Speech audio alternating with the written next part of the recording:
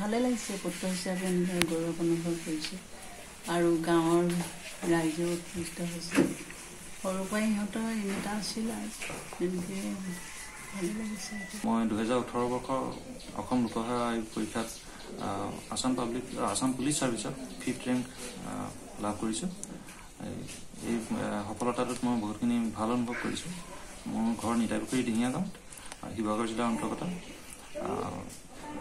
পৰীক্ষাটোৰ মাজেদি যাওঁতে যিমানখিনি মোৰ কষ্ট হৈছিলে যিখিনি মই কষ্ট বুলি ভবা নাছিলোঁ পৰীক্ষাটোৰ সাফল্যতাটো পাবৰ কাৰণে মই যিমানখিনি কৰিছিলোঁ সেই সাফল্যতাটো অৰ্জন কৰাৰ বাবে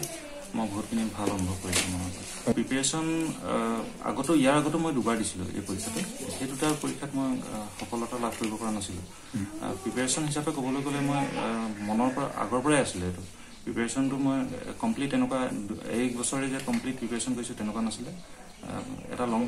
প্ৰিপেৰেশ্যন বুলি ধৰিব পাৰি আৰু এতিয়া এই যিটো কম্বাইণ্ড কম্পিটিটিভ এক্সাম APSCয়ে পাতিব সেইটো ডিফাৰেঞ্চ এটা আহিব এতিয়া নতুনকৈ যিটো গাইডলাইনছ আনিছে সেই গাইডলাইনছৰ চিলেবাছটো কমপ্লিট চেঞ্জ হৈ গৈছে প্ৰিলিমিনাৰী থাকিব মেইনছো থাকিব কিন্তু তাত মেইনছৰ পেপাৰ বহুত হৈ গ'ল মেইনছৰ পেপাৰ 7-8খন হৈছে মই কমপ্লিট